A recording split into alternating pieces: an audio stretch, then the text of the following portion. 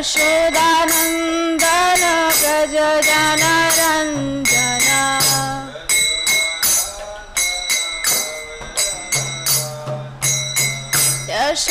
यशोदानन्दन व्रज जनरञ्जन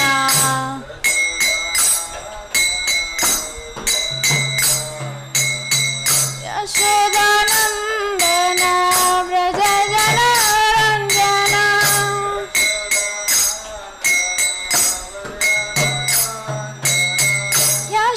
यशोदानन्दन व्रज जनरञ्जन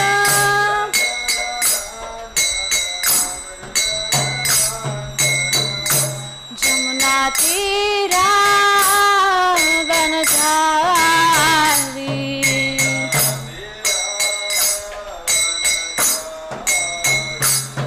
यमुनातीरा वनचारी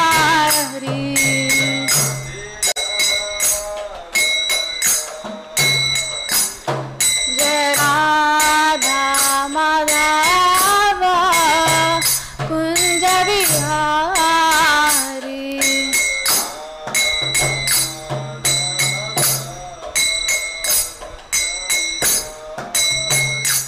हरे कृष्णा कृष्णा कृष्णा हरे हरे हरे राम राम राम हरे हरे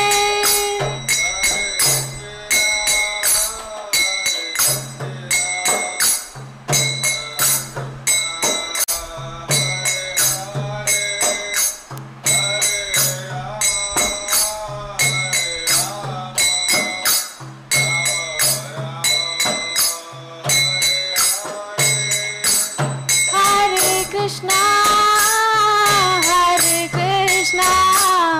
कृष्णा कृष्णा हरे हरे हरे राम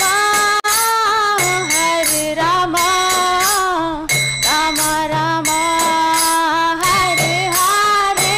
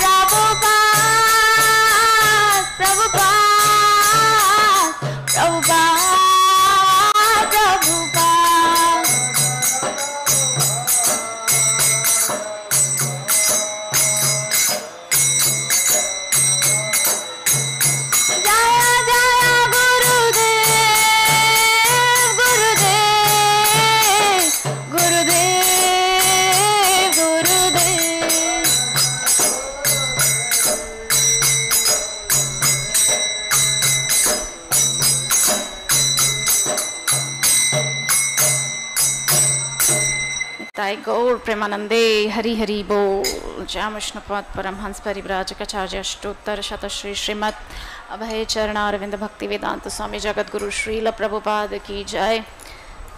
जय विष्णुपाद परमहंस परिव्राजकाचार्य अष्टोत्तर शतश्री श्रीमद भक्ति सिद्धांत सरस्वती ठाकुर प्रभुपाद की जय। श्रील गौर किशोर दास बाबा जी महाराज की जय। सच्चिदानंद श्रील भक्ति विनोद ठाकुर की जय। वैष्णव सार्वभौम श्रील जगन्नाथ दास बाबा जी महाराज की जय। जय रूप सनातन भट्ट रघुनाथ श्री जीव गोपाल भट्टदास रघुनाथ षड गोस्वामी प्रभुगण की जय। नमाचार्य श्रील हरदास ठाकुर की जय। प्रेम से कहो श्री कृष्ण चैतन्य प्रभु नित्यानंद श्री अद्वैत गदाधर श्रीवासदि गौर भक्त वृंद की जय। श्री श्री राधा कृष्ण गोप गोपी श्याम कुंड राधा कुंड गिरि गोवर्धन की जय। वृंदावन मथुरा धाम की जय। जगन्नाथपुरी धाम की जय। जगन्नाथ बलदेव सुभद्रा महारानी सुदर्शन की जय। मायापुर नवद्वीप धाम की जय। गंगा माई जमुना माई की जय। भक्ति देवी तुलसी महारानी की जय। अनंत कोटि वैष्णव भक्त वृंद की जय। समवेत गौर भक्त वृंद की जय। निताय गौर सीतानाथ प्रेमानंदे हरि हरि बोल। All glories to the assembled devotees, Hare Krishna. All glories to the assembled devotees, Hare Krishna. All glories to the assembled devotees, Hare Krishna. All glories to Shri Guru and Gauranga. All glories to Srila Prabhupada ki jai. Chakalpatarubhyascha kripa sindhabhyev cha patitanam pavanebhyo vaishnavebhyo namo। हरे कृष्णा। तो स्वागत है आप सभी का हमारे आज के नित्यम भागवत सेवा के सत्र में। श्रीमद् भागवतम द्वितीय स्कंद दशम यानी कि अंतिम अध्याय और श्लोक संख्या है 9। Second canto 10th chapter 9 verse.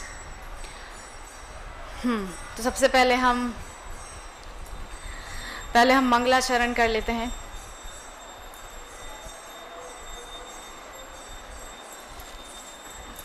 Hare Krishna. Thank you.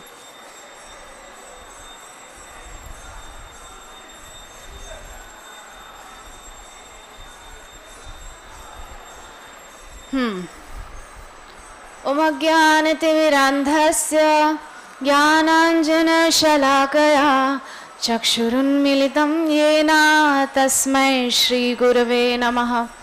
श्रीचैतन्यमनोभीष्टं स्थापितं येन भूतले स्वयं रूप कदा मह्यं ददाति स्वपदान्तिकं।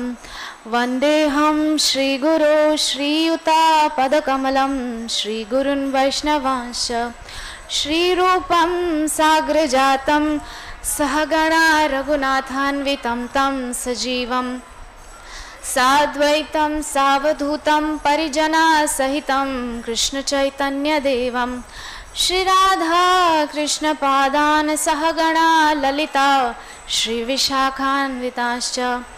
नमो ॐ विष्णुपादाय कृष्णपृष्ठाय भूतले श्रीमते भक्तिवेदान्त स्वामिनिति नामिने। नमस्ते सारस्वते देवे गौरवाणी प्रचारिणे निर्विशेषा शून्यवादी पाश्चात्य देशतारिणे। हे कृष्ण करुणा सिंधु दीनबंधो जगत्पते गोपेश गोपिका कांत राधा कांत नमोस्तुते। तप्त कांचन गौरांगी राधे वृंदावनेश्वरी वृषभानुसुते देवी प्रणमामि हरिप्रिये। वाञ्छाकल्पतरुभ्यश्च कृपा सिन्धुभ्यैव च पतितानां पावनेभ्यो वैष्णवेभ्यो नमो नमः। जय श्री कृष्ण चैतन्य प्रभु नित्यानंद श्री अद्वैत गदाधर श्रीवासादि गौरभक्त वृंद। हरे कृष्णा कृष्ण कृष्ण हरे हरे हरे राम राम राम हरे हरे। ओम नमो भगवते वासुदेवाय। ओम नमो भगवते वासुदेवाय। ओम नमो भगवते वासुदेवाय। नारायणं नमस्कृत्य नरं चैव नरोत्तमं देवीं सरस्वतीं व्यासं ततो जयामुदीरयेत्। नष्टप्रायेषु भद्रेषु नित्यं भागवत सेवया भगवती उत्तम श्लोके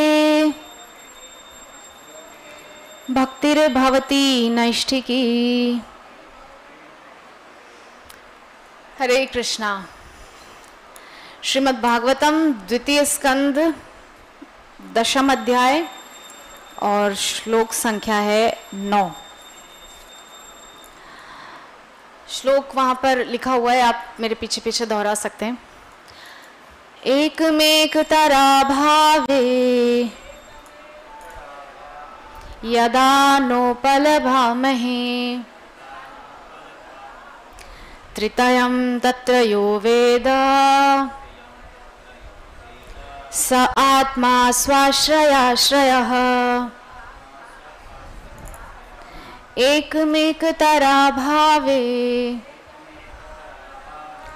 यदा नोपलभामहे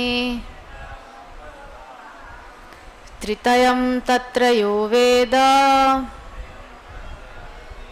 स आत्मा स्वाश्रयाश्रयः। आप में से कोई अगर दोहराना चाहे तो। एकमेकतरा भावे यदा नोपलभामहे त्रितयं तत्र यो वेद स आत्मा स्वाश्रयाश्रयः।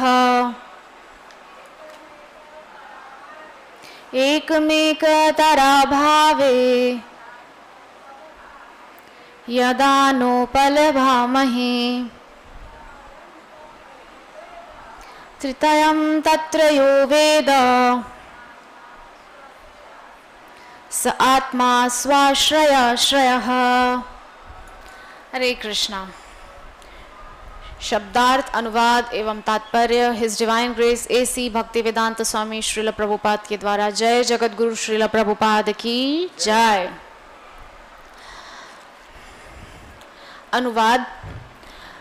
विभिन्न जीवात्माओं की उपर्युक्त तीनों अवस्थाएं अन्योन्याश्रित हैं। किसी एक के अभाव में दूसरे को नहीं समझा जा सकता, किंतु परमेश्वर इन सबको एक दूसरे के आश्रय रूप में देखता हुआ इन सबसे स्वतंत्र है, अतः वह परम आश्रय है। तात्पर्य। जीवात्माएं असंख्य हैं और नियंत्रक तथा नियंत्रित संबंध द्वारा एक दूसरे पर आश्रित हैं, किंतु बिना देखे कोई यह नहीं जान सकता कि कौन नियंत्रक है और कौन नियंत्रित है। उदाहरणार्थ, सूर्य हमारी दृष्टि का नियंत्रक है। हम सूर्य को देखते हैं क्योंकि सूर्य के शरीर है और सूर्य का प्रकाश इसीलिए लाभकर है। क्योंकि हमारे नेत्र हैं, हम देखते हैं। बिना नेत्र के सूर्य प्रकाश व्यर्थ है और सूर्य प्रकाश के बिना नेत्र व्यर्थ हैं। इस प्रकार वे अन्योन्याश्रित हैं, इनमें से कोई भी स्वतंत्र नहीं है। अतः स्वाभाविक प्रश्न उठता है कि किसने इन्हें अन्योन्याश्रित बनाया। जिसने ऐसा किया होगा वह अवश्य ही पूर्णतः स्वतंत्र होगा।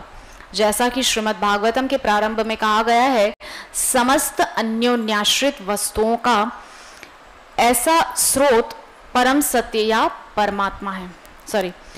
समस्त अन्योन्याश्रित वस्तुओं का परम स्रोत पूर्ण स्वतंत्र वस्तु होता है। इन सभी अन्योन्याश्रित वस्तुओं का ऐसा स्रोत परम सत्य या परमात्मा है, जो अन्य किसी वस्तु पर आश्रित नहीं है। वह स्वाश्रयाश्रय है, वह केवल अपने आप पर आश्रित है। अतः प्रत्येक वस्तु का परम आश्रय वह है। यद्यपि परमात्मा तथा ब्रह्म भगवान के आश्रित हैं, क्योंकि भगवान ही पुरुषोत्तम या परम पुरुष हैं, किंतु वह परमात्मा का भी स्रोत है। भगवद गीता में 15-18 भगवान कृष्ण कहते हैं कि वे पुरुषोत्तम हैं और हर वस्तु के स्रोत हैं। अतः यह निष्कर्ष निकलता है कि श्री कृष्ण समस्त जीवों के यहाँ तक कि परमात्मा तथा परम ब्रह्म के भी स्रोत, परम स्रोत तथा आश्रय हैं। यदि हम यह मान भी लें कि परमात्मा तथा आत्मा में कोई अंतर नहीं है, तो भी आत्मा माया के मोह से मुक्त होने के लिए परमात्मा पर आश्रित है। प्रत्येक व्यक्ति माया के चंगुल में फंसा है, अतः गुणात्मक रूप से परमात्मा से अभिन्न होते हुए भी वह अपने को पदार्थ मानने के मोह से ग्रस्त है, और इस यथार्थ जीवन के मोहमय विचार से उबर पाने के लिए आत्मा को परमात्मा के आश्रित रहना होता है, जिससे वह उसी रूप में मान्य हो। इस दृष्टि से भी परमात्मा परम आश्रय है और इसके विषय में किसी प्रकार का संदेह नहीं है। जीवात्मा या जीव सदा परमात्मा पर आश्रित है, क्योंकि आत्मा अपनी पहचान यानी कि सत्ता भूल जाता है, किंतु परमात्मा अपनी दिव्य स्थिति को नहीं भूलता। भगवद गीता में जीवात्मा तथा परमात्मा की पृथक पृथक स्थितियों का उल्लेख हुआ है। चतुर्थ अध्याय में जीवात्मा रूप अर्जुन को इस प्रकार चित्रित किया गया है, जिसे अपने अनेक पूर्व जन्मों की स्मृति नहीं है, किंतु परमात्मा स्वरूप भगवान को सब कुछ स्मरण रहता है। भगवान को इतना तक स्मरण है कि करोड़ों वर्ष पूर्व उन्होंने सूर्यदेव को भगवद गीता की शिक्षा दी थी। भगवान लाखों करोड़ों वर्ष पुरानी घटनाएं स्मरण रख सकते हैं, जैसा कि भगवद गीता में 7:26 कहा गया है, वेदाहम समतीतानि वर्तमानानि चार्जुन भविष्याणि च भूतानि माम तु वेद न कश्चन। सच्चिदानंद रूप भगवान को इसका पूरा ज्ञान है कि भूतकाल में क्या हुआ, वर्तमान काल में क्या हो रहा है और भविष्य काल में क्या होगा। ऐसे परमात्मा तथा ब्रह्म के आश्रय भगवान को अल्पज्ञ नहीं समझ पाते। विश्व चेतना तथा जीवात्मा की चेतना को एक रूप मानने का प्रचार भ्रामक है, क्योंकि अर्जुन जैसा व्यक्ति जो सदैव भगवान के साथ रहा, अपने अतीत के कर्मों को स्मरण नहीं रख सका, तो भला तुच्छ मनुष्य अपने को झूठ मूठ विश्व चेतना से एक रूप मानकर किस प्रकार अपने भूत, वर्तमान तथा भविष्य को जान सकता है। हरे कृष्णा। तो ये है आज का श्लोक, उसका अनुवाद एवं तात्पर्य। तो सबसे पहले हम देखेंगे कि ये जो स्कंद है, ये स्कंद है द्वितीय स्कंद, जिसका नाम है ब्रह्मांड की अभिव्यक्ति। मतलब ये जो पूरा यूनिवर्स है और ऐसे अनेक यूनिवर्स, इनकी अभिव्यक्ति यानी कि इनको बनाया कैसे गया या इनको किसने बनाया, कैसे अचानक से आ गए। बहुत से लोग बोलते हैं ना कि बिग बैंग हुआ था, वो बिग बैंग थ्योरी जो लगाते हैं साइंटिस्ट, कि एक बड़ा सा धमाका हुआ था और अचानक से सृष्टि हो गई। अब ये तो कॉमन सेंस की बात है, धमाका होने से सृष्टि होती नहीं, वो तो सृष्टि बर्बाद होगी ना, है ना। मान लीजिए कोई एक सुंदर सा घर बना हुआ है, उसके अंदर जाके आपने एक बम रख दिया, तो वो बम से क्या घर की एक और माला खड़ा हो जाएगा। चलो एक बम लगा देते, आज हमको दूसरा माला तैयार करना है, तो बम लगा देंगे रात को और सुबह उठ के देखेंगे एक माला तैयार मिलेगा, मतलब सेकंड फ्लोर। ऐसा होता है क्या? बम रखने से तो वो बना बनाया भी टूट के बिखर जाएगा, पूरा ध्वस्त हो जाएगा। इसका मतलब ये जो बिग बैंग थ्योरी है ये पूरी तरह मतलब बोगस है, बिना किसी यथार्थ उसका कुछ है नहीं। डज नॉट मेक सेंस, इसका कोई अर्थ नहीं निकलता। तो इस प्रकार से ये जो ब्रह्मांड है, ये इसके पीछे डेफिनेटली कोई एक महान शक्ति कार्य कर रही है, जिसके वजह से ये सब कुछ इतना इजीली और इतना अच्छे से चल पा रहा है ना। हम देख रहे हैं सब कुछ अच्छे से चल रहा है, हवा अपने समय से बह रही। हम लोगों को लग सकता है अरे बहुत गर्मी है, थोड़ी बारिश होना चाहिए, लेकिन भगवान को सब पता है कि किस समय क्या होना चाहिए, है ना। हमारी छोटी बुद्धि, हम लोग सोचेंगे कि थोड़ा बारिश होती ना तो अच्छा होता, थोड़ा गर्मी कम हो जाती, लेकिन भगवान को पता है किस समय बारिश ज़रूरी है, किस समय गर्मी ज़रूरी है, किस समय एवरीथिंग जो कुछ भी सृष्टि में चल रहा है सब कुछ भगवान के सुपरविजन में, उनके नियंत्रण में चल रहा है। कुछ भी यहाँ पे अंधाधुंध नहीं चल रहा है, सब कुछ सोचा समझा, प्री प्लान्ड है सब कुछ। तो ऐसा ये ब्रह्मांड है जिसकी अभिव्यक्ति हुई। तो ये जो स्कंद चल रहा है इसमें यही है सृष्टि का मतलब। आगे एक अध्याय आया भी था, उसका नाम था सृष्टि का प्रक्रम। कैसे सृष्टि शुरू होती है वो पूरा इस द्वितीय स्कंद में जो है स्टार्टिंग से बताया है। कैसे सबसे पहले भगवान हैं और भगवान के जो है नाभि कमल से ब्रह्मा उत्पन्न हो रहे हैं, जिनको अज कहा जाता है, अजन्मा है ब्रह्मा, और हिरण्यगर्भ भी उनको कहा जाता है। ऐसे ब्रह्मा जी प्रकट हुए हैं और फिर ब्रह्मा जी ने जो है विसर्ग, क्योंकि पहली जो सृष्टि होती है, जो मूल सृष्टि होती है वो भगवान करते हैं, वो सर्ग कहलाती है। और जो दूसरी सृष्टि होती है जो ब्रह्मा करते हैं वो सेकेंडरी होती है। देखने में ऐसा लगता है कि ब्रह्मा जी सृष्टि कर रहे हैं, लेकिन पीछे से काम भगवान ही कर रहे हैं, है ना। सब कुछ भगवान से ही आ रहा है, सब कुछ उन्हीं से हो रहा है, लेकिन देखने में ऐसा लगता है कि ब्रह्मा जी सृष्टि कर रहे हैं, ऐसा नहीं है। तो इसी अध्याय यानी कि जो 10वां अध्याय अभी चल रहा है द्वितीय स्कंद का, इसका पहला ही श्लोक है अत्र सर्गो विसर्गश्च, है ना। तो वो श्लोक बहुत सुंदर है, थोड़ा उस पर मैं जाना चाहूंगी। अत्र सर्गो विसर्गश्च स्थानम पोषणम ऊतयः मन्वंतरेशानुकथा निरोधो मुक्तिराश्रयः। इस पूरे भागवतम में किन विषयों पर चर्चा हुई है उसको यहाँ पर शॉर्ट में बता दिया, एक श्लोक के अंदर पूरा बता दिया कि पूरी भागवतम में किन विषयों पर चर्चा हुई है। सबसे पहला है सर्ग, यानी कि मूल सृष्टि। मूल सृष्टि तो भगवान ही करते हैं, है ना। देखिए ब्रह्मा जी ने आकर के सृष्टि क्या किया, जीवात्मा, मतलब पहले से जीवात्मा तो थे, लेकिन उनको अलग अलग कैटेगराइज करना, मनुष्य योनियां, कर्म, ये सब वो सब जो छोटी सेकेंडरी है, जो मतलब दूसरे नंबर की जो सृष्टि है वो ब्रह्मा जी ने की। पहली सृष्टि भगवान कर चुके थे, अर्थात ब्रह्मांड पहले से बन चुका था, है ना। ब्रह्मांड के अंदर भगवान प्रविष्ट हो गए थे गर्भोदकशायी विष्णु के रूप में, और फिर उन गर्भोदकशायी विष्णु के नाभि कमल से ब्रह्मा जी प्रकट हो रहे हैं। तो ये मतलब सब कुछ पहले से हो चुका था, सिर्फ सेकेंडरी यानी कि क्या कहना चाहिए, एक दूसरे लेवल की सृष्टि की है ब्रह्मा जी ने। प्रथम लेवल की यानी कि मूल सृष्टि भगवान कर चुके थे, है ना। तो वही यहाँ पर वर्णन है। तो भागवतम, अच्छा ये जो सेकेंड कैंटो, इसका नाम तो हम समझ गए ब्रह्मांड की अभिव्यक्ति। अभी जो चैप्टर चल रहा है 10th चैप्टर 10वां अध्याय, इसका नाम है भागवत सभी प्रश्नों का उत्तर है। ये तो बिल्कुल सत्य है, भागवतम जो है वो सभी प्रश्नों का उत्तर है। आपके जो भी प्रश्न हो, भगवान को जानने से लेकर के भक्ति, भक्त, भागवत इत्यादि सब कुछ के विषय में आपको यहाँ जानने मिल जाएगा। ब्रह्मांड कैसे बना, सृष्टि कैसे हुई, मैं कहाँ से आया, मैं कौन हूँ इत्यादि।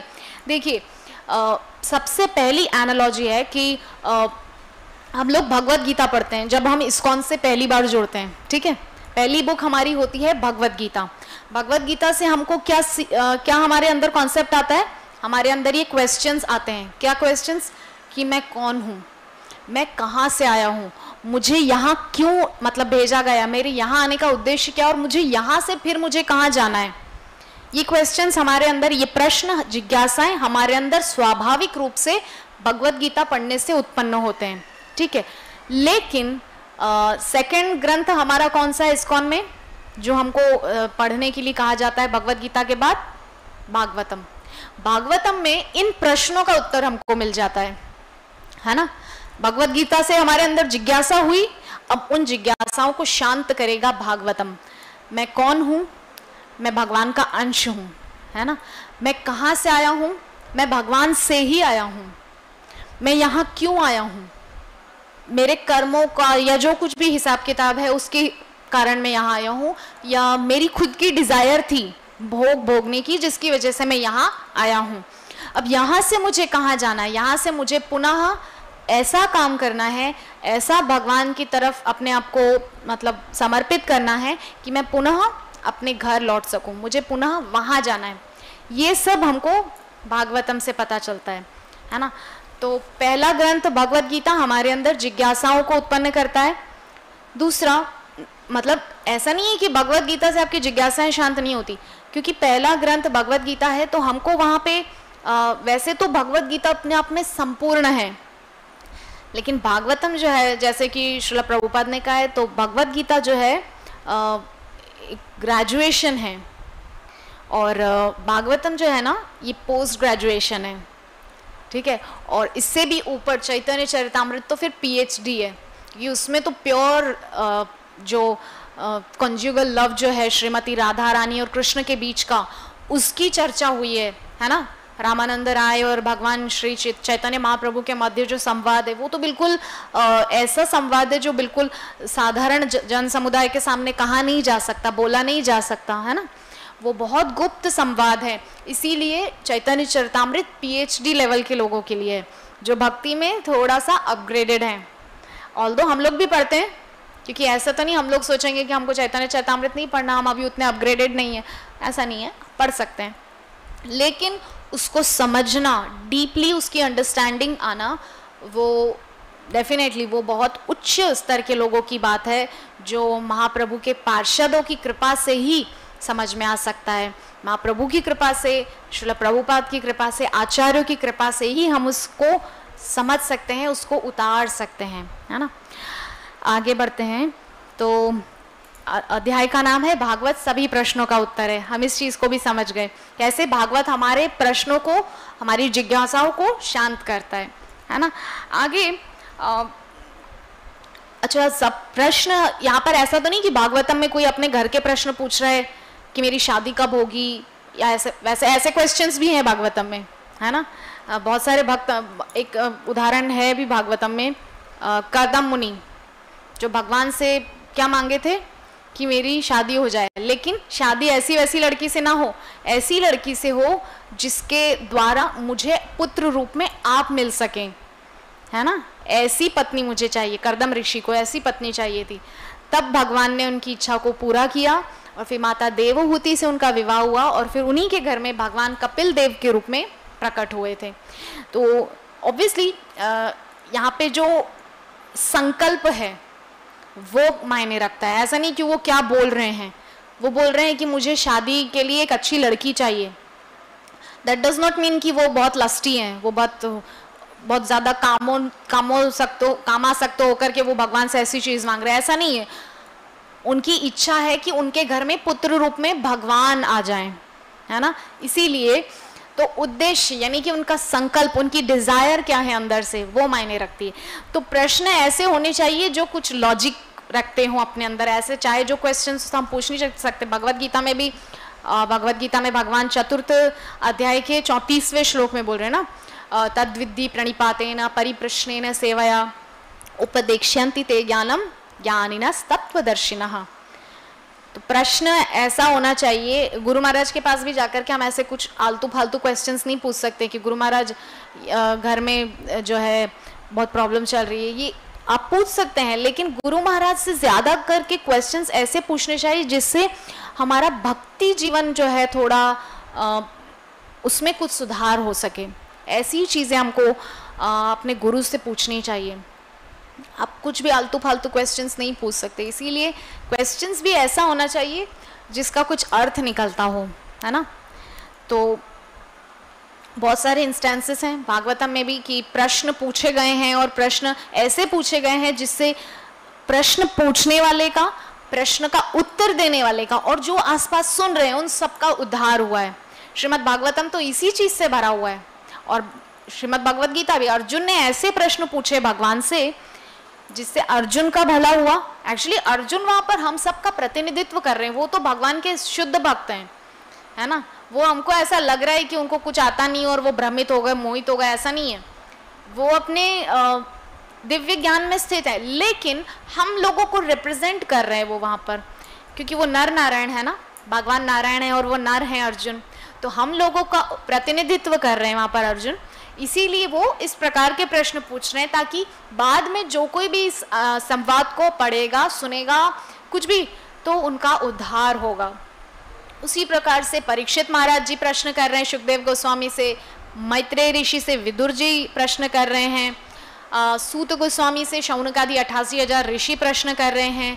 युधिष्ठिर महाराज ने भी प्रश्न किए थे, भीष्म पितामह जब शरशैया पर थे, लास्ट अपनी अंतिम श्वासें ले रहे थे, तो वहाँ पर युधिष्ठिर महाराज ने भी जाकर के उनसे बहुत लॉजिकल क्वेश्चंस, ऐसे नहीं कुछ भी जाकर के पूछ रहे हैं कि मैं कैसे राज करूँ वगैरह, ये सब बाकायदे तो जो धर्म है उसकी शिक्षा उन्होंने ली है भीष्म पितामह से, है ना, क्योंकि धर्मो रक्षति रक्षिता, धर्म रहेगा तो सब कुछ अच्छे से रहेगा, अदरवाइज सब कुछ फेलियर हो जाएगा।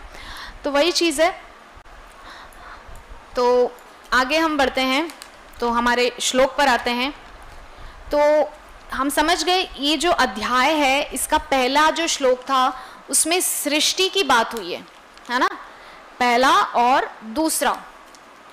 इसमें जो इस पूरे भागवतम में जिन 10 विषयों पर चर्चा होनी, यानी कि सर्ग, विसर्ग, एक मिनट भूल ही गई, सर्ग, विसर्ग, स्थान, पोषण, ऊतयः, मनवंतर, ईशानु कथा, निरोध, मुक्ति एवं आश्रय, ये 10 विषयों पर चर्चा इस पूरे भागवतम में हुई है। 10 विषय हैं, मुख्य विषय हैं ये, और इन्हीं 10 विषयों पर अंत तक यानी कि 12 स्कंद तक चर्चा होती है ना। फिर पहले दूसरे श्लोक में तो ये संक्षिप्त में आ गए 10 विषय, लेकिन तीसरे से लेकर के 7वें श्लोक तक ना इन 10 विषयों को थोड़ा विस्तार से इन पर चर्चा हो रही है, सर्ग पर, फिर विसर्ग पर, फिर पोषण, स्थान, ऊतय, मनवंतर, ईशानु कथा, निरोध, मुक्ति, आश्रय, इन सब पर।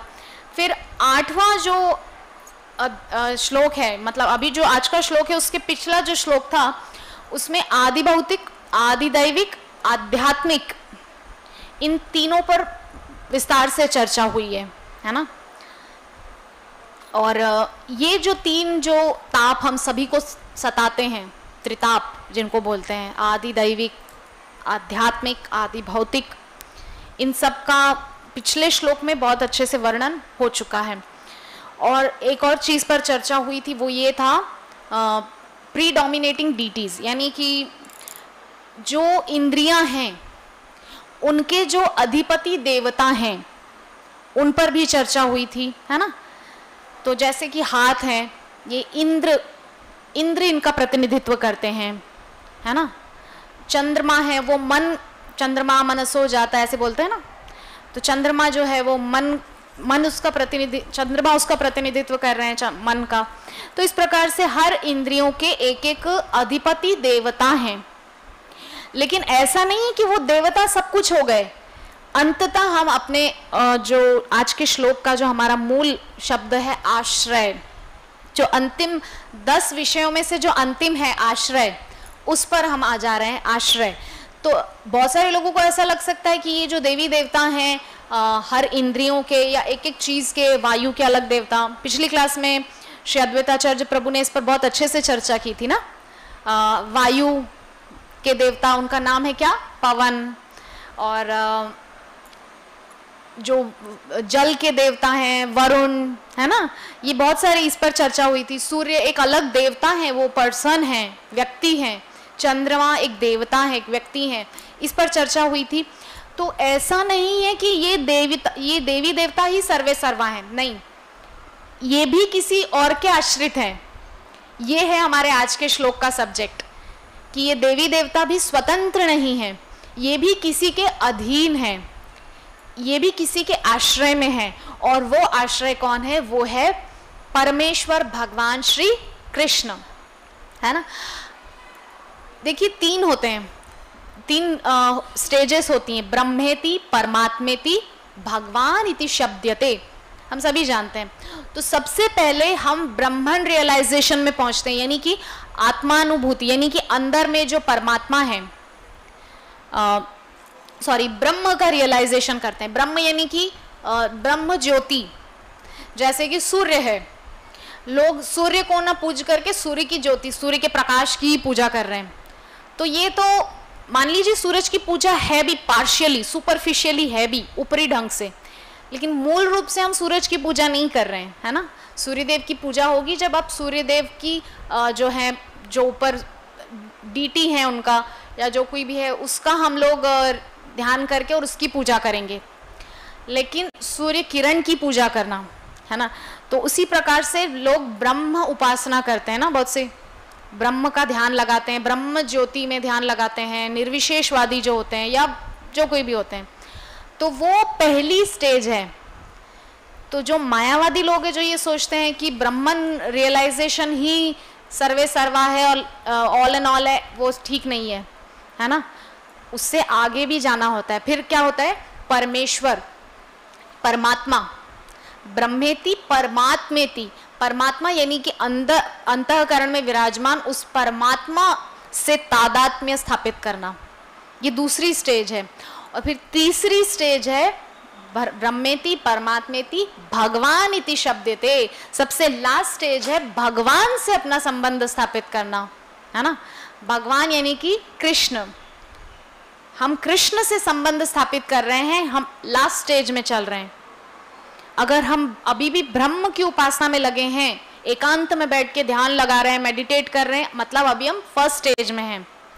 अगर हम अंदर बैठे परमात्मा से तादात्म्य स्थापित कर चुके हैं, अगर हमको लग रहा है कि हाँ इसमें भी परमात्मा है, हाँ परमात्मा है, इसमें भी परमात्मा है, परमात्मा, इस प्रकार से परमात्मा का रियलाइजेशन अगर हो जाए तो वो सेकंड स्टेज है ना।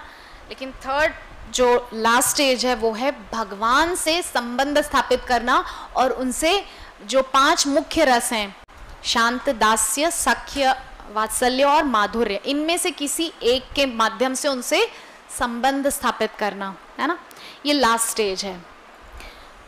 तो इन सब विषयों पर चर्चा हुई है पिछले श्लोकों में इस अध्याय के अंदर। अब हम आते हैं अपने आज के श्लोक पर।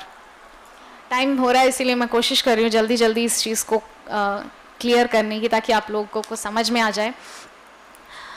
तो आज का जो हमारा श्लोक है ना, इसमें पुरुषोत्तम भगवान की चर्चा हो रही है, जो सर्वोच्च हैं भगवान। मैंने कहा ना 3 होते हैं, ब्रह्म, परमात्मा और भगवान। तो इस श्लोक में इसका मतलब आश्रय, मैंने क्या कहा, 10 विषयों में से इस जो आज का श्लोक है इसमें किस पर चर्चा हो रही है, सबसे लास्ट आश्रय पर चर्चा हो रही है।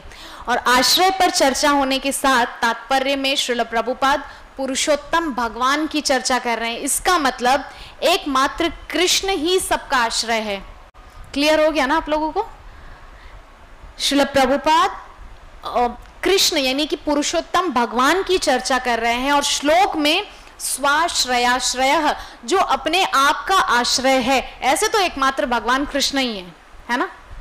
ऐसा तो नहीं कि हम अपने आप के आश्रित हैं, हम अपने आप के लिए हवा खुद उत्पन्न करते हैं, हम अपने आप के लिए पानी खुद उत्पन्न करते हैं, ऐसे हाथ करते हैं पानी आ जाता है, ऐसा है क्या? नहीं है ना। हम आश्रित हैं। किसके आश्रित हैं? प्रकृति के आश्रित हैं। प्रकृति हमको हवा देगी, हमको पानी देगी, हमको सुगंधित पुष्प सब कुछ देगी, मतलब जो कुछ भी हमारे लिए नीडफुल है, जिस चीज़ की हमको ज़रूरत है वो सब हमको प्रकृति से मिलेगा। दैट मीन्स हम लोग आश्रित हैं, हम लोग आश्रय नहीं है। और आश्रय कौन है? आश्रय कृष्ण है। अब ये जो ब्रह्म और परमात्मा है ना, इनका भी आश्रय भगवान है, क्योंकि 3 स्टेज बताई ना, ब्रह्मेति परमात्मेति भगवान इति शब्दते।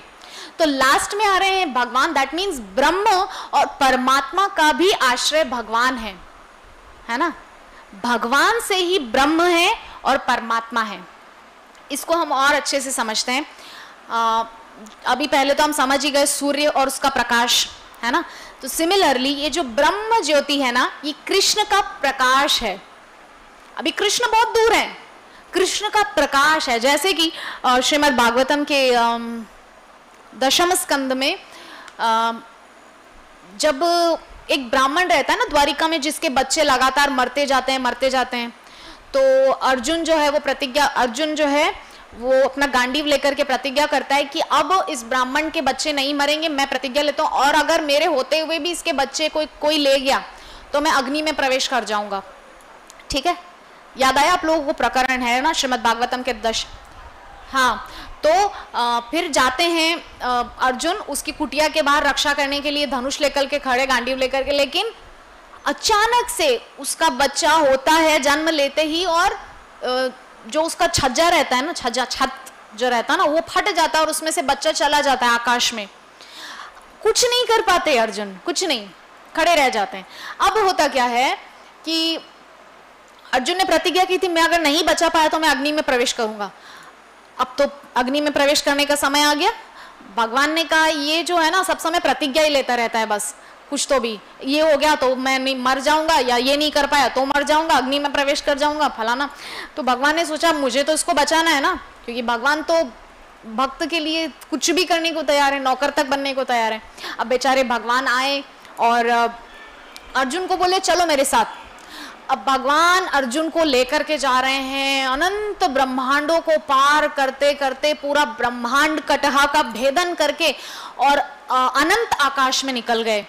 अनंत आकाश में निकल गए, वहां पर सदाशिव लोक को पार करके फिर जो है वैकुंठ प्रदेश में प्रवेश किया उन्होंने। वैकुंठ लोक जहाँ पे स्टार्ट हो रहा है, और वैकुंठ की शुरुआत जो जहाँ पर कारणोदक्षाय विष्णु जो है, महाविष्णु जो है ना, वो जहाँ पर विराजमान होते हैं, उनका लोक शुरू होने से पहले, यानी कि कारण समुद्र है ना, कारणार्णव शाही विष्णु, तो उनका समुद्र वहां से शुरू होने से पहले ही भगवान उसको लेकर के जा रहे हैं अर्जुन को, और उस रोशनी को, उस प्रकाश को ही नहीं झेल पा रहे हैं अर्जुन, नहीं देख पा रहे हैं, आंखें बंद हो गई। इतना हम कल्पना भी नहीं कर सकते, इतना प्रकाश है ना। तो इतना प्रकाश वहां पर अर्जुन देख भी नहीं पा रहे हैं, और फिर चले जा रहे हैं। और वहां जाकर के फिर जो है भगवान ने बताया कि ये जो है सारे बच्चे जो है ना, इन्होंने चुराए थे, महाविष्णु ने। तो अर्जुन बोलते हैं कि आपको कैसे पता? बोले मुझे सब पता है। तो अब भगवान जो है वहां पर, महाविष्णु जो है, उनकी सब लीला हो रही क्योंकि वो कृष्ण को देखना चाहते हैं। और एक चीज, क्या महाविष्णु का इतना सामर्थ्य नहीं कि डायरेक्ट आकर द्वारिका में भगवान से भेंट कर लेते? इसका मतलब समझने की जो बात यहाँ पर है वो ये है कि महाविष्णु भी कृष्ण के अधीन हैं, ठीक है। पुरुषावतार, ये जो 3 पुरुषावतार है ना, कारणोदक्षाय विष्णु, गर्भोदक्षाय विष्णु और क्षीरोदक्षाय विष्णु, ये तीनों भी भगवान कृष्ण के अधीन हैं, क्योंकि भगवान कृष्ण क्या है? पुरुषोत्तम है, और ये तीनों तो पुरुष है ना, पुरुषावतार है। तो पुरुषावतार है यानी कि भगवान पुरुषोत्तम के अधीन है।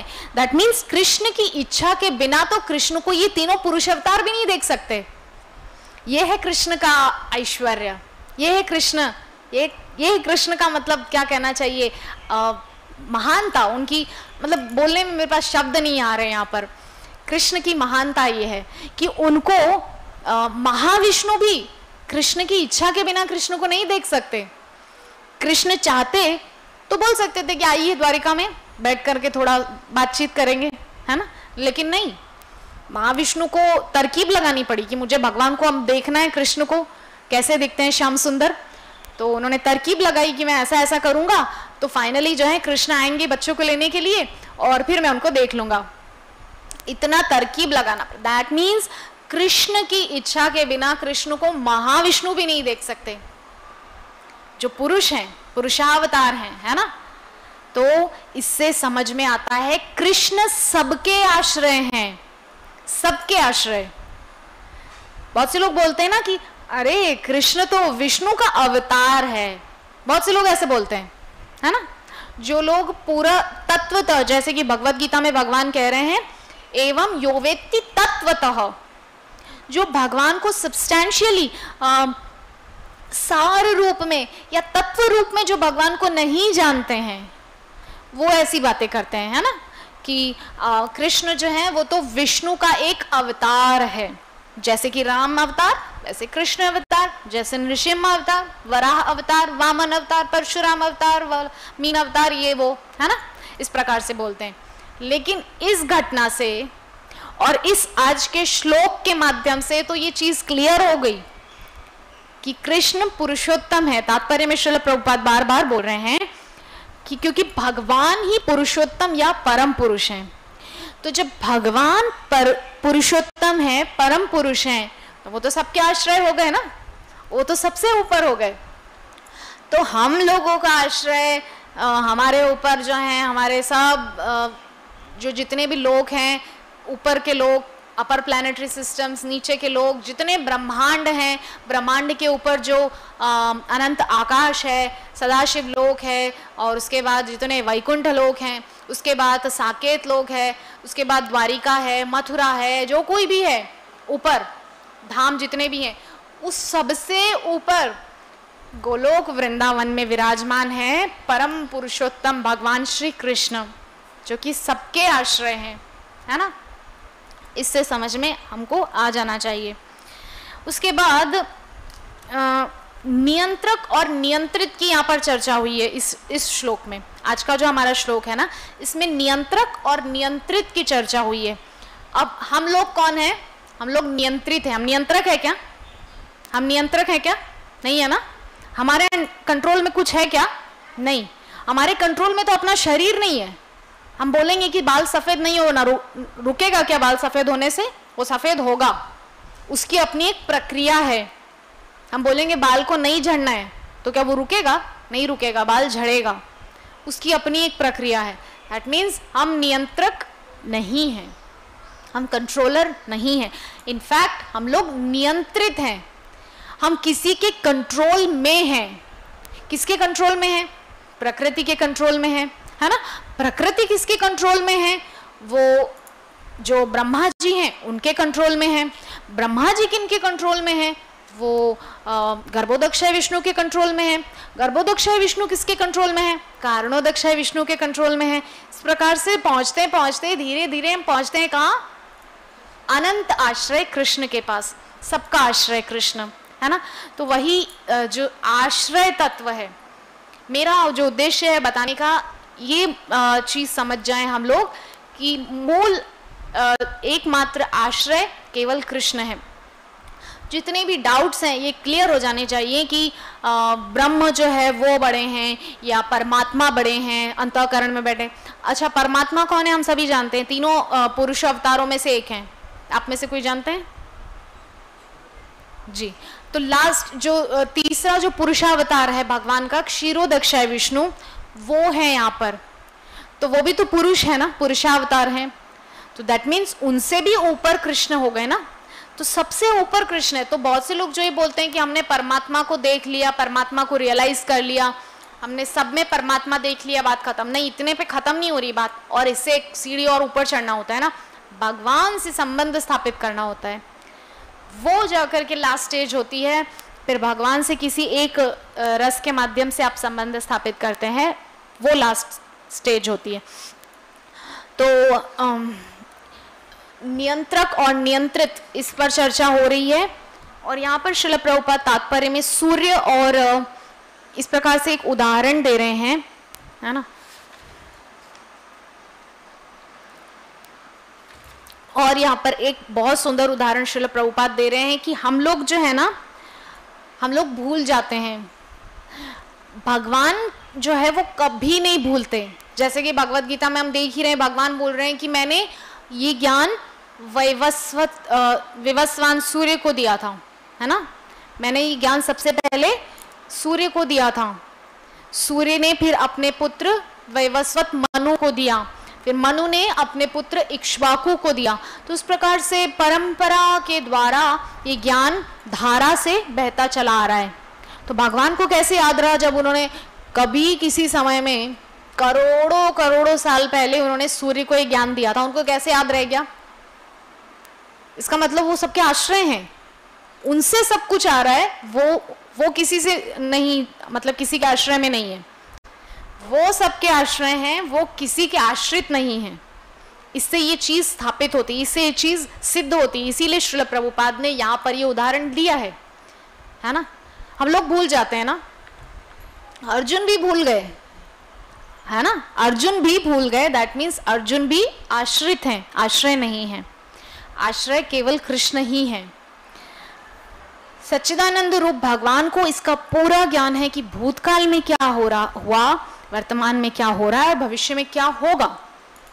अगर भगवान को ज्ञान नहीं होता तो भगवान कभी ये नहीं कह पाते अर्जुन से कि मैंने ऐसा ऐसा ज्ञान दिया था। उनको पता है, उनको याद है, तभी वो वहां पर उस चीज को एक्सप्लेन कर रहे हैं, है ना। और एक बहुत ही इंपॉर्टेंट चीज है कि आश्रय में जाने से ना हम लोग सुरक्षित रहते हैं। फॉर एग्जाम्पल, एक लड़की का ही हम उदाहरण ले लें। एक लड़की पहले अपने माता पिता के आश्रय में रहती है, सुरक्षित रहती है, बची रहती है संसार से, ओके। शादी होकर के पति के आश्रय में आती है, संसार की बुरी नजरों से बची रहती है, उसकी इज्जत सुरक्षित रहती है, ठीक है। उसके बाद अपने पुत्रों के आश्रय में चली जाती है वृद्धावस्था में। फिर वो संसार के जो मतलब क्या कहना चाहिए, जो धक्के हैं जो लगते हैं दूसरे लोगों को, जिनका कोई आश्रय नहीं है, रोड पे भटकते रहते हैं, ऐसा, तो वो अपने पुत्र के आश्रय में रहती है। इस साधारण से उदाहरण से इस चीज को आप समझ लीजिए कि एक स्त्री जो है वो लगातार आश्रय में है तो सुरक्षित है ना। आश्रय में रहने से वो सुरक्षित है। अगर वो ऐसे ही खुलेआम भटक रही है फिर तो उसकी क्या ही इज्जत रह जाएगी, है ना, बर्बाद हो जाएगी ना।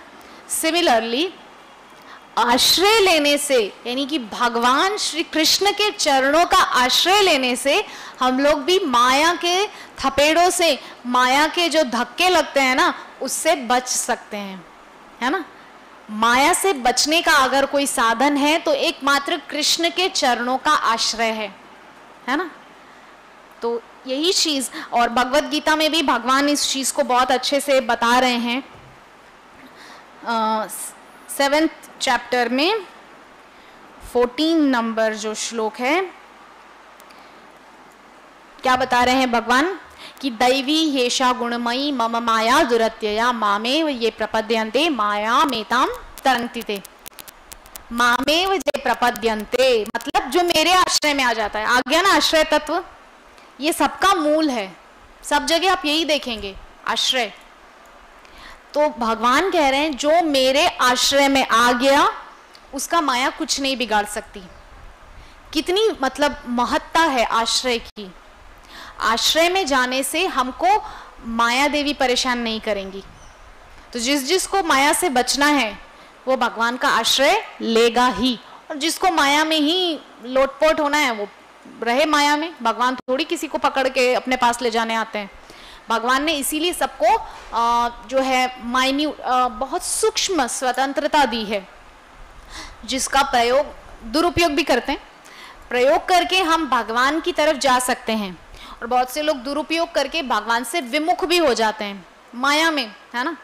तो इसी प्रकार से, और एक लास्ट में जो श्लोक है श्रीमद् भागवतम में लास्ट चैप्टर में 18.66 है ना, सर्वधर्मान परित्यज्य मामेकम शरणम व्रज। जो मेरी शरण ले लेगा, मेरे आश्रय में आ जाएगा, उसको क्या भगवान अश्योरेंस दे रहे हैं, अहम त्वाम सर्व पापेभ्य मोक्षयिष्यामि मा शुचा।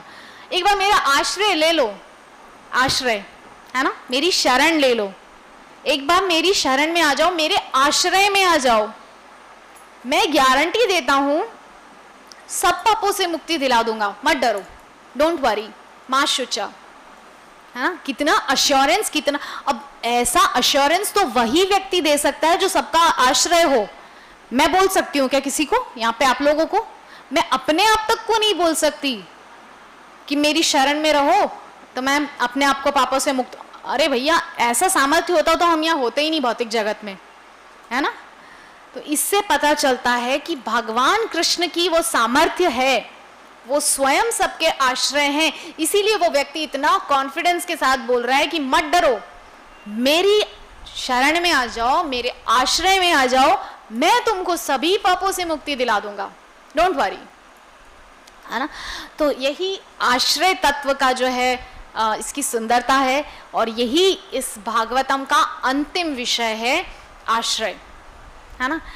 आने वाले सत्रों में आप सुनेंगे कैसे भगवान सृष्टि जो है फिर आगे बढ़ती है इत्यादि, ये सब कुछ विषयों पर आगे चर्चा होगी। तो आज के सत्र को यही विश्राम देंगे। आप लोगों के कोई प्रश्न, जिज्ञासाएं, कुछ कमेंट, टिप्पणियां कुछ भी हो तो आप पूछ सकते हैं। हरे कृष्णा।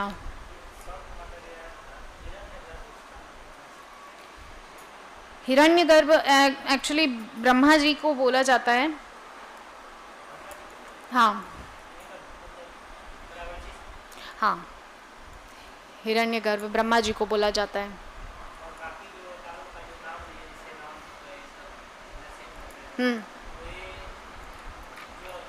हाँ जी, हाँ हाँ, कृष्ण सबसे पहले हैं, एकदम सबसे पहले।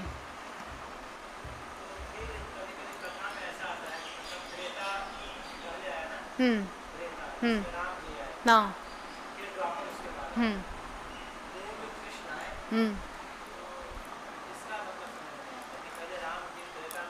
हाँ, बहुत सारे लोग हैं ना, ये भ्रांतियाँ फैला रहे हैं मार्केट में, ऐसी अफवाहें बहुत चल रही हैं, मैं सुनती हूँ, मैंने भी सुने, यूट्यूब में ऐसे वीडियोस हैं जो बोल रहे हैं। और अभी जो मामला हुआ था कुछ दिनों पहले, मैं उसके बारे में यहाँ डिस्कस नहीं करूँगी, लेकिन ऐसा बोल रहे थे बहुत से लोग कि ये इस्कॉन वाले सब समय बस कृष्ण कृष्ण कृष्ण को बड़ा दिखाते हैं। अरे राम जी पहले आए हैं, त्रेता युग पहले था, राम जी पहले आए थे, मतलब राम जी बड़े हैं।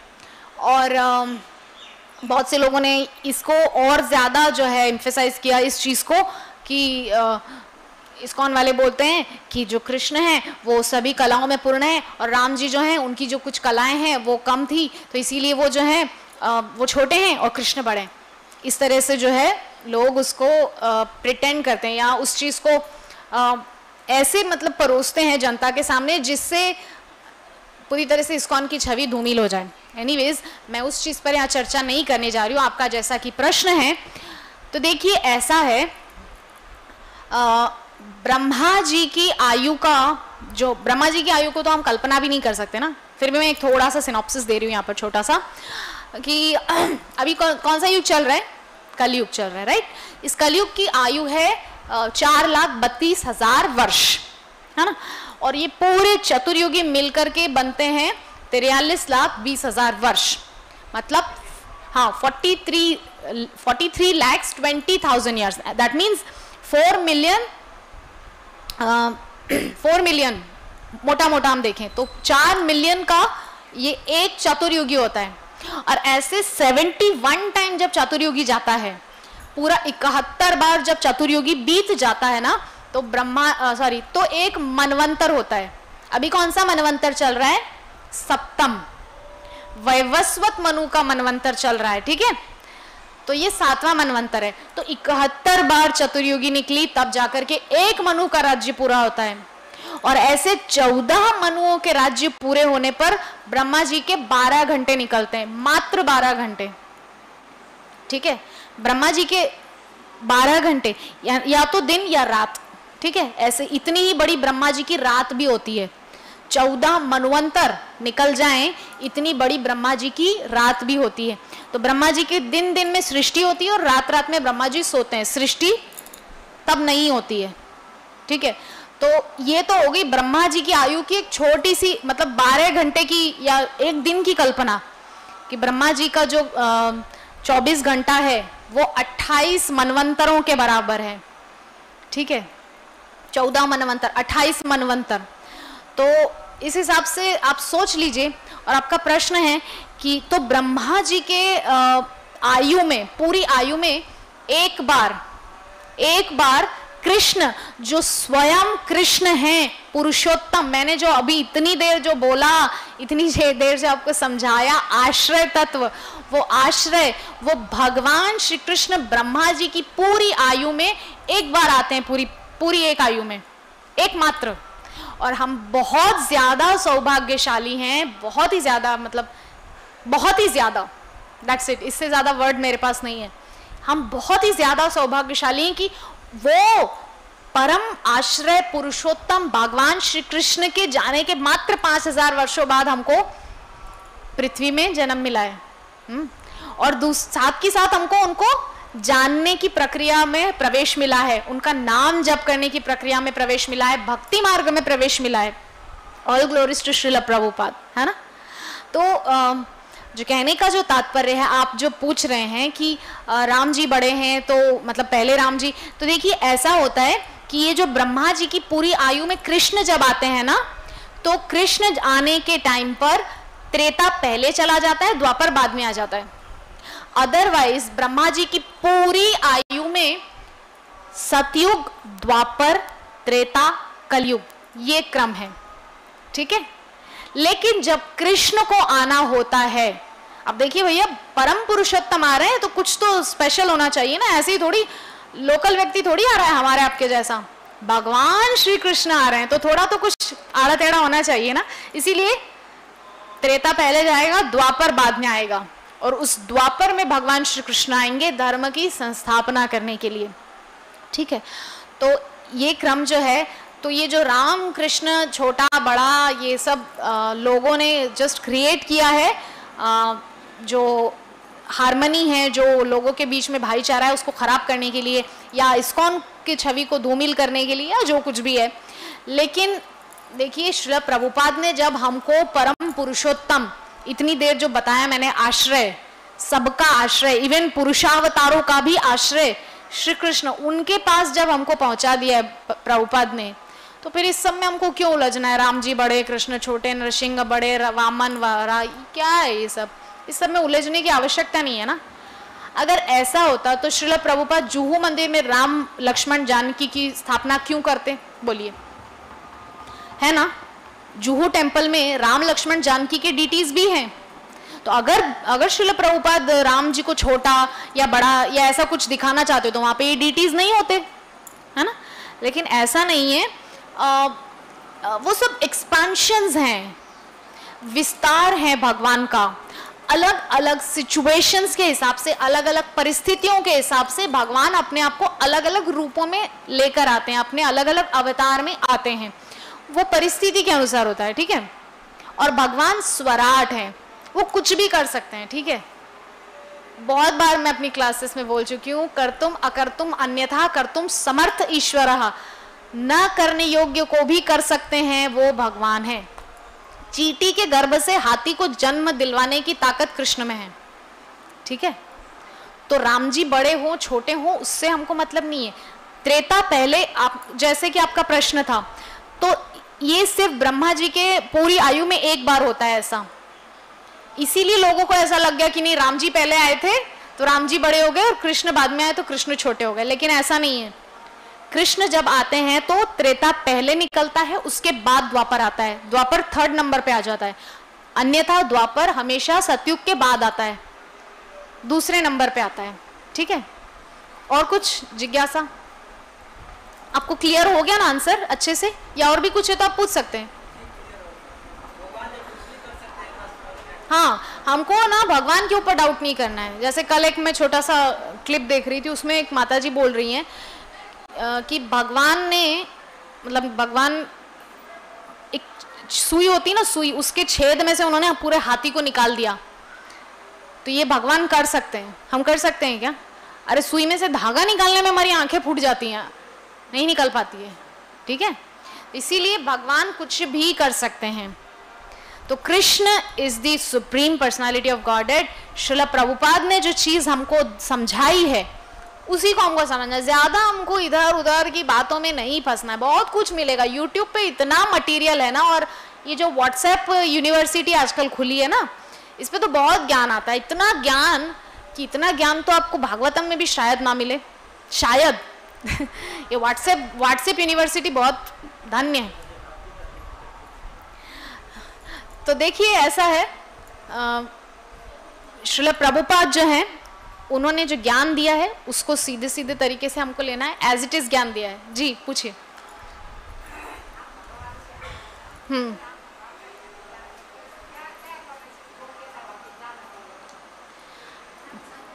भगवान के पास जाने के लिए क्या क्या योग्यता है? ओ, क्या काम करना है कि भगवान के पास जा सकते हैं? हमको पूरी प्रक्रिया श्रील प्रभुपाद ने बताई है ना, सुबह से। जैसे आप तो रोज ही आते मंगल आरती माता जी, आपको तो मैं क्या ही बताऊं। आप तो रोज नियम इतना अच्छे से फॉलो करते हैं। आप तो सुबह मंगल आरती, उसके बाद आप जप करते हैं, सेवा करते हैं, दर्शन आरती, क्लास सुनने आते हैं। आप तो पूरा रेगुलर फॉर्म में श्रील प्रभुपाद का मॉर्निंग रूटीन फॉलो कर रहे हैं। आप तो निश्चित रूप से भगवत धाम जाएंगे, है ना। तो ये अगर मैं सार रूप में कहूँ तो कृष्ण को अपने जीवन का केंद्र बिंदु बना लेना, बस इस एकमात्र चीज से हम कृष्ण तक पहुंच सकते हैं। That's it. हरे कृष्णा। और कुछ हो गया? ओके। ग्रंथराज श्रीमद् भागवतम महापुराण की जय, जगत गुरु श्रीला प्रभुपाद की जय, निताय गौर प्रेमानंदे, हरि हरि बोल।